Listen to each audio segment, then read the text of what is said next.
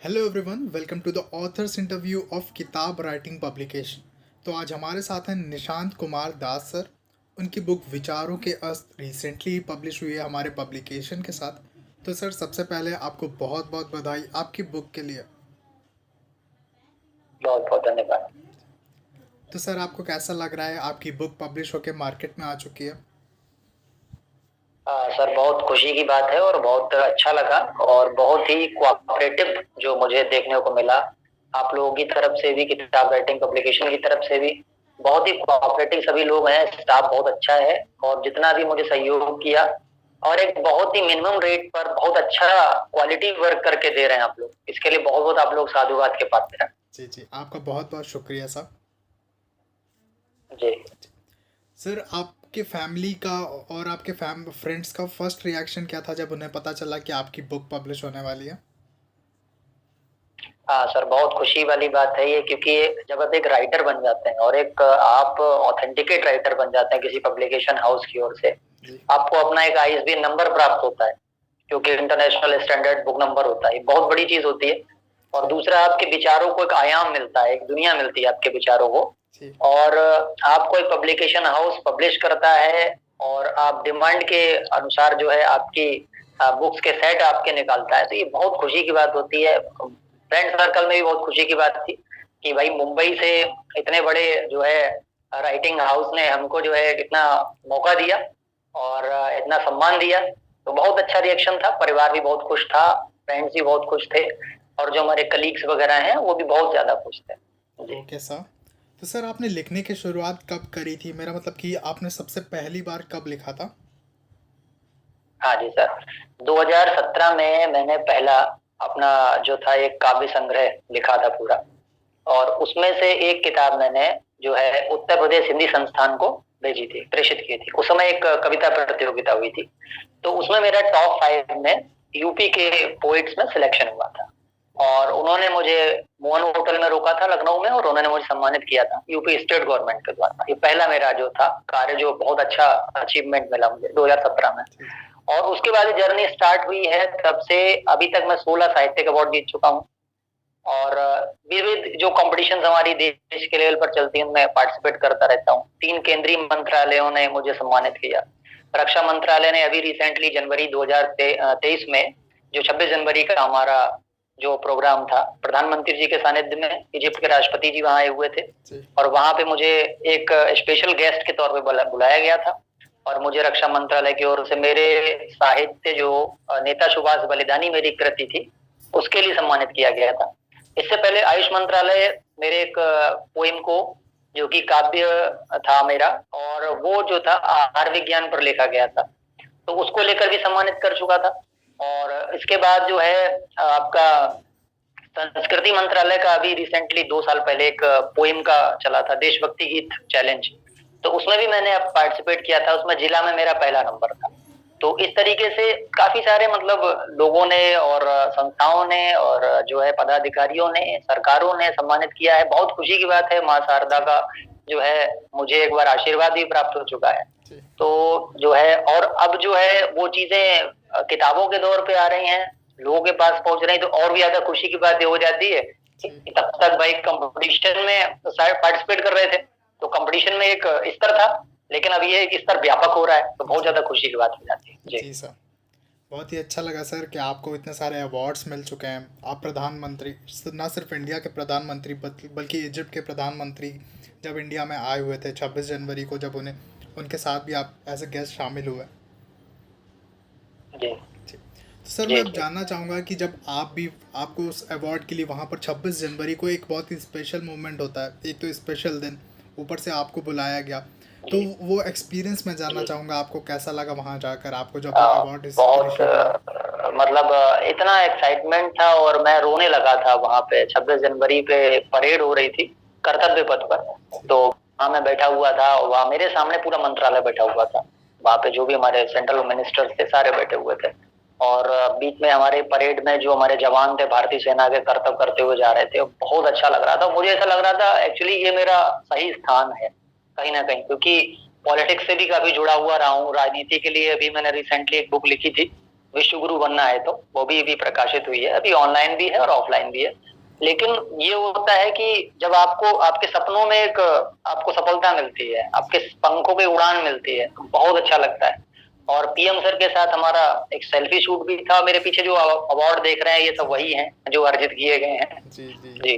तो उसके साथ में फिर ये हम लोगों को दिल्ली में द्वारका सेक्टर 10 में वेलकम होटल में रखा गया था। वो 5 स्टार होटल है, बहुत अच्छा ट्रीटमेंट 4 दिन वहां पे उन्होंने रखा। मेरे साथ लगभग 5 रक्षा मंत्रालय के विशेष कर्मचारी और अधिकारी रहते थे, कुछ सिक्योरिटी के तौर पर भी रहते थे और कुछ जो है मित्रवत रहते थे साथ में। और रक्षा मंत्रालय के जितने चीफ ऑफिसर थे उनसे मेरी मुलाकात हुई। रक्षा मंत्रालय के जो एक आईईएस ऑफिसर थे वहां पे मनोज राठौर जी, उनसे मेरी मुलाकात हुई। उनसे मुझे पर्सनली नंबर भी उनका मिल गया, जिससे आगे जो है मुझे पीएम सर से अगर कोई रचना अपनी अगर अनुमोदित करानी है तो उसमें भी मुझे फायदा मिलेगा। तो इस तरीके से एक बड़ा मतलब परिवार के लिए भी बड़ा एक खुशनसीब दिन था।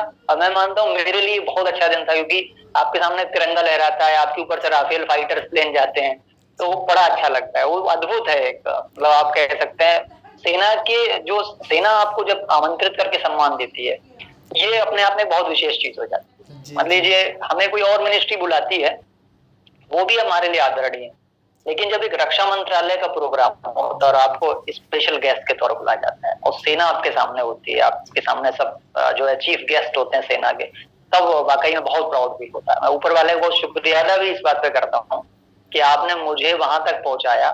क्योंकि आपने देखा होगा अमूमन कई सारे लोग होते हैं राइटिंग में बेचारे उलझ के रह जाते हैं शुरुआती दौर में ही, मतलब उनका कैरियर आगे नहीं बढ़ पाता है और वो ज्यादा सफलताएं ग्रहण नहीं कर पाते हैं। और आप जैसे लोग आज आ गए हैं इस फील्ड में तो आप लोग उनको मौका दे रहे हैं। लेकिन जब हमने स्टार्ट किया था तो उस टाइम में बड़ा मुश्किल होता था, एक पुस्तक पब्लिश कराने का 50,000 से 1 लाख रुपया तक लग जाता था। तो आज बहुत अच्छा प्लेटफॉर्म आप लोग दे रहे हैं और जो है इसके लिए हम आपका साधुवाद भी करेंगे और परमात्मा का भी साधुवाद करते हैं जिन्होंने मुझे यहाँ तक पहुंचाया है। जी जी सर, बिल्कुल sir. We all the team of Kitab writing publication is really proud of you. आपको एक नेशनल फेस्टिवल के दिन जी उस सर। मूवमेंट पर, उस स्टेज पर सम्मान मिला, बहुत ही गर्व की बात है सर ये। जी सर। जी सर। तो सर आपने अपनी बुक का टाइटल यही कैसे रखा और आपने अपने बुक के कवर को किस तरह से डिज़ाइन किया? हाँ जी सर। देखिए जब मैं एक्चुअली मैं एक असिस्टेंट प्रोफेसर भी हूँ, Okay. मेरा नेट क्वालिफाई हुआ है और मैं टीचिंग सेक्टर में हूँ। तो पहले मैं इंटर तक के स्टूडेंट्स को पढ़ाता था, डिग्री कॉलेज में आ गया हूँ। तो उस समय मैं जो लंच पीरियड होता था उसमें गीता पढ़ाता था बच्चों को। मैं कहता था चलो लंच का भी टाइम जो है 15 मिनट में खाना खा लेंगे, 15 मिनट में हम गीता पढ़ाएंगे। तो गीता पढ़ाते पढ़ाते वहां पे पार्थ नाम आता था कि सुनो पार्थ ऐसा करो, भगवान कृष्ण कहते थे अर्जुन से। तो बच्चों को ही लगा कि ठीक है, अब वो बच्चे मतलब मुझे पार्थ बोलने लगे उसी के थ्रू कि पार्थ सर हैं, पार्थ सर हैं। तो वहां से पार्थ नाम प्रचलन में आया, फिर वो फेसबुक और सब पे मेरी आईडी में जुड़ गया, लोग जानने लगे उस नाम से, तो वो हो गया। अब पार्थ का मतलब योद्धा होता है, हम लोग जानते हैं, मतलब अर्जुन मतलब योद्धा, मतलब वो दिव्य शस्त्र रखते हैं, धनुष रखते हैं, गांडीव रखते हैं। तो फिर उसी से रिलेटेड मैंने जो मेरा पहला कविता संग्रह आया था पार्थ के बाण, तो वो भी उसी से रिलेटेड था। हालांकि हम लोगों के पास कोई दिव्य शक्ति नहीं है, हम लोग के पास विचार और शब्दों की शक्ति है। जी जी। और राइटर के पास हमेशा लेखन की शक्ति होती है, तो हमारे अस्त्र शस्त्र वही हैं। तो इसलिए अब जब भी हम अपनी बुक्स का नाम रखते हैं, अभी विचारों के अस्त्र जो है किताब राइटिंग के द्वारा पब्लिश हुई है, तो विचारों का अस्त्र रखने का मोटिव ही यही था कि मेरे पास जो मेरे शस्त्र हैं वो मेरे विचार हैं, मेरे शब्द हैं, मेरे लेखन की शक्ति है। और ये शब्द जो है हर एक आम इंसान को अंदर से झकझोरें, अंदर से उसको उठाएं नई सफलता के लिए, देश में बदलाव के लिए, प्रकृति के कल्याण के लिए, वो आदमी को उत्साहित करें, ऐसे वो शस्त्र होना चाहिए, ऐसे अस्त्र होना चाहिए। तो इस वजह से मैंने रखा विचारोत्तेजक रचनाएं लिखता हूं मैं। तो विचारोत्तेजक रचनाओं की वजह से अस्त्र शस्त्र और बाण इस टाइप के मैं हमेशा टाइटल चयन करता हूँ। जी सर। बहुत ही अच्छा टाइटल चुना है सर आपने। अब मैं चाहूँगा कि सर आप बताएं कि आपने अपने बुक के कवर को किस तरह से डिज़ाइन किया? हाँ जी, बुक का कवर सर मुझे जो है टीम के द्वारा ही दिया गया था, किताब राइटिंग टीम के द्वारा। उन्होंने मुझे एक लिंक भेजा था और उन्होंने काफी सारे कवर्स मुझे दिए थे, उन्होंने कहा था इसमें से चुनिए। तो मुझे यही लगा कि भी विचारों के अस्त्र के लिए फिर अस्त्र शस्त्र उसमें आना भी चाहिए। तो फिर मैंने जो है डिसाइड किया, और उस तरीके से उसमें तर्कश में बाण वगैरह थे, अस्त्र वगैरह दिख रहे थे, तो मैंने कहा ठीक है ये एक सुटेबल टाइटल रहेगा, क्योंकि विचारों उत्तेजना जो है बाणों के द्वारा ही जाती है और इंसान को अंदर से उठाए नए कर्तव्य के लिए। तो फिर मैंने उसको सिलेक्ट किया और मैंने उसको जो फाइनल कर दिया। Okay sir. तो sir now you are going really great, तो अब आगे आने वाले 10 सालों में आप खुद को कहाँ देखना चाहेंगे? हाँ, ये बहुत अच्छा क्वेश्चन है आपका। देखिए सर, मेरा जो लक्ष्य था, एक्चुअली मैंने नेट क्वालिफाई करके मैं पढ़ाना शुरू किया, तो मेरा जो लक्ष्य है वो एक मिनिस्ट्री में एक मंत्री के तौर पर बैठना, क्योंकि मुझे ऐसा लगता है कि मेरे पास शिक्षा का एक बहुत बेहतरीन मॉडल है जो देश को बहुत आगे ले जा सकता है। अभी रिसेंटली हमारी बुक विश्वगुरु बनना है तो आई थी, उसमें 111 ऐसे नियम कानून थे जो कि देश को बहुत अधिक गति दे सकते हैं। और हम अब आलोचना में विश्वास नहीं रखते हैं, हम खुद करने में विश्वास रखते हैं कि हम अपने देश को कुछ ऐसा देख कर जाएं, भले उसके लिए हमें 1 रुपया भी ना मिले, हम एक स्टाम्प पेपर पर फ्री में वर्क कर देंगे, लेकिन एक बार हमें मिनिस्ट्री में बैठने का मौका मिले। और सबसे मेरी फेवरेट जो मिनिस्ट्री वो शिक्षा मंत्रालय ही है। और दूसरा ये है कि हम आगे पद्मश्री अवार्ड्स के लिए भी नॉमिनेशन अपना दर्ज कराना चाहते हैं, और उसमें जैसा कि मुझे सुनने में आया है कि आपके जो अवार्ड्स होते हैं और आपकी जो बुक्स पब्लिश होती हैं, वो उनका सारा आईएसबीएन नंबर्स वगैरह उनका एक फाइल रेडी हो गया, और फिर आपके सांसद या विधायक जी के द्वारा अनुमोदन होता है, और उसके बाद वो ऊपर जाता है मिनिस्टर। हाँ जी, तो उसके बाद फिर वहां से राष्ट्रपति जी, प्रधानमंत्री जी के अनुमोदन के बाद आपका फाइनल होता है। तो उम्मीद ये कर सकते हैं, अभी उसी लक्ष्य की ओर बढ़ रहे हैं कि पद्मश्री मिले, और हो सकता है उसी के द्वारा राज्यसभा में एंट्री भी हो जाए, क्योंकि राज्यसभा में 12 सदस्य राष्ट्रपति जी नॉमिनेट करते हैं। तो अभी तक जो लगता है कि कविताओं में धार है और लोगों को पसंद आ रही है, मिनिस्ट्रीज को पसंद आ रही है, तो मे भी हो सकता है कि कल राज्यसभा में भी चांस मिल जाए। और अन्यथा जो है फिर पॉलिटिक्स में जाने का मतलब सोचा था। और सर देखिए, इलेक्शन में नहीं लड़ना चाहता हूँ कभी भी, क्योंकि इलेक्शन में मैं ये समझता हूँ कि मतलब हम उस लेवल के नहीं हैं कि हम इतनी दौड़ भाग कर पाए, मेहनत कर पाए। हम लोग राइटर लोग हैं, सीधे सच्चे लोग हैं, एक सामान्य परिवार से, मध्यम वर्गीय फैमिली से। तो हम ये चाहते हैं अपने लेखनी के दम पर हम वहां तक पहुंचे। अगर हमें कोई मिनिस्ट्री प्राप्त हो या कोई मंत्रालय में पोस्ट प्राप्त हो, तो हमारी काबिलियत के दम पर, जैसे उसमें वीरबल साहब को मिली थी मुगल काल में, या हाँ जी, तो उस टाइप से हम चाहते हैं कि हमको कोई मंत्री जो है बुलाए और भाई हमारे विचार सुने, और आपके पास क्या ऐसा, क्या आपके पास रोल मॉडल है, क्या विकास मॉडल है आपके पास देश को डेवलप करने का, उसको सुने और हमें एक चांस दें। ऊपर वाले से बस यही कामना है कि देश में सारी तरफ जो है, हम चाहते हैं कि भाई कुशल मंगल हो, देश हमारा विश्वगुरु बने, नंबर 1 पर जाए, और हमेशा से यही सोचते आए, बचपन से देशभक्त रहे हैं, बहुत देश को बहुत प्रेम करते हैं। तो बस यही बस हमारा देश सेवा में ही मतलब जीवन पूरा समर्पित आगे होने वाला है, ऐसा आप कह सकते हैं। जी बिल्कुल सर, हम चाहेंगे कि आप पॉलिटिक्स में आएँ और जितने भी आपके सपने हैं वो सब जल्द से जल्द पूरे हों। तो सर धन्यवाद जी जी सर, तो अगर सर आपको किन्हीं 3 लोगों के नाम लेना हो जिन्होंने आपको सबसे ज़्यादा सपोर्ट किया है, जिनका सबसे ज़्यादा योगदान रहा है आपकी राइटिंग की जर्नी में, तो वो 3 लोग कौन होंगे? सर बहुत अच्छा प्रश्न भी। देखिए, एक तो राइटिंग की जर्नी जब मैंने स्टार्ट की थी, उस समय से ही लगभग मेरे मित्र हैं अशोक कुमार बिंदु जी, जिनकी पोइट्री बुक अभी रिसेंटली आपके उसमें स्त्रैण आंसुओं के सागर से, आप ही के किताब राइटिंग पब्लिकेशन हाउस से अभी पब्लिश हुई है, वो मेरे बहुत परम मित्र हैं, और हम दोनों लोग मिलके ही जो भी लिखते हैं रचते हैं। तो एक तो उनका बहुत मुझे सपोर्ट रहता है, जब भी कोई चीज इमेजिनेशन करता हूँ विचारों का, तो मुझे हेल्प करते हैं वो। और दूसरा जो है, मेरे एक मित्र हैं और मेरे गुरु भी रहे हैं, और रोहितास सक्सेना जी हैं। वो भी जो है मतलब जो मैं बचपन से उनको देखता आ रहा हूँ, और बहुत उम्दा लेखक हैं। कटरा में हमारे मीरानपुर कटरा जो हमारा लोकल एरिया है, उनसे भी मैंने काफी कुछ सीखा है। पहले वो मेरे टीचर भी थे, बाद में फिर वो मित्र के तौर पे भी काफी दिन रहे, हम लोगों ने मीटिंग्स वगैरह अटेंड की, तो वो भी हैं। और तीसरा सर, मुझे जो लगता है कि एक माँ भारती जो है, मतलब एक स्पेशली पर्सन के तौर पर नहीं, लेकिन मैं उनको अपने दिल में मानता हूँ कि उनका बहुत बड़ा योगदान रहता है। जब मैं मतलब अपने देश को देखता हूँ और दूसरे देशों से तुलना करता हूँ, तो मुझे माँ भारती की वही इमेज आ जाती है कि बेटा अपने देश को भी उस जगह तक पहुंचाओ जहाँ पे इटली, ब्रिटेन, अमेरिका बैठे हुए, उनसे भी बेहतर बनाओ। तो हमेशा वो मुझे प्रेरित करती रहती हैं। मेरे विचारों को कुरेदती रहती हैं और मुझे कभी वो थकने नहीं देती। मैं कितना भी थक जाऊं, हमेशा मुझे वो उत्साहित करती है। और इसके अलावा मैं भी जो है मेरी माँ है, मेरे पिताजी हैं, मेरी धर्मपत्नी है, काफी सपोर्ट रहा है, सभी का सपोर्ट रहता है। जी जी सर, आपको काफ़ी ज़्यादा इंटरेस्ट है पॉलिटिक्स में, तो मैं आपसे एक अच्छी और एक बुरी बात जानना चाहूँगा, जो भी आपको लगती हो इंडियन पॉलिटिक्स के बारे में।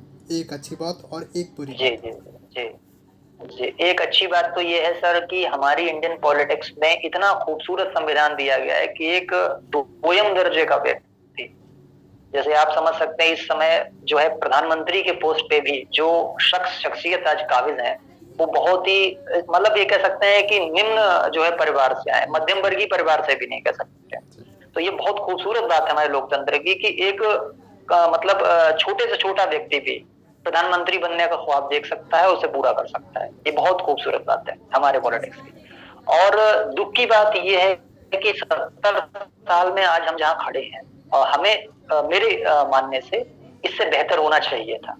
और उसमें सबसे जो परेशानी वाली बात हो जाती है वो है करप्शन। अगर हम उस करप्शन को रोक लें, कैसे भी उस व्यवस्था परिवर्तन करके ऐसी व्यवस्थाएं, टाइट व्यवस्थाएं लेके आए कि उस करप्शन पे हम जो है पूरी तरीके से कंट्रोल कर पाए। और इसके लिए व्यवस्था में परिवर्तन आवश्यक है, क्योंकि समय समय पे अगर हम परिवर्तन नहीं करते हैं, 10 साल 5 साल में रिन्यू होना चाहिए व्यवस्थाओं का। आदमी आज कलयुग का समय है, तो व्यक्ति जो पुरानी जो परंपराएं होती हैं उनमें से निकलने का एक रास्ता बना लेता है। तो समय समय पर उनका जो एक चेंज होना चाहिए। तो हमारी यहाँ थोड़ी सुस्ती है, हमारे यहाँ व्यवस्थाओं का परिवर्तन लेट होता है। हम लोग व्यवस्थाओं के परिवर्तन लेट लतीफी दिखाते हैं, जिस वजह से जो अपराधी होते हैं, क्रिमिनल्स होते हैं या भ्रष्टाचारी होते हैं, वो नए रास्ते खोज लेते हैं उस व्यवस्था से कैसे निपटना है और हमें नया करप्शन कैसे करना है। तो बस यही चीज है कि व्यवस्था परिवर्तन समय समय पे होना चाहिए, नई नई क्रांति, नई चेतना उत्पन्न होनी चाहिए देश में। जिनके पास अच्छा मॉडल है उनको जो है लेके एग्जीक्यूट करना चाहिए। जी जी सर। तो सर मेरा आखिरी क्वेश्चन, आपका ओवरऑल एक्सपीरियंस कैसा रहा हमारे किताब राइटिंग पब्लिकेशन के साथ?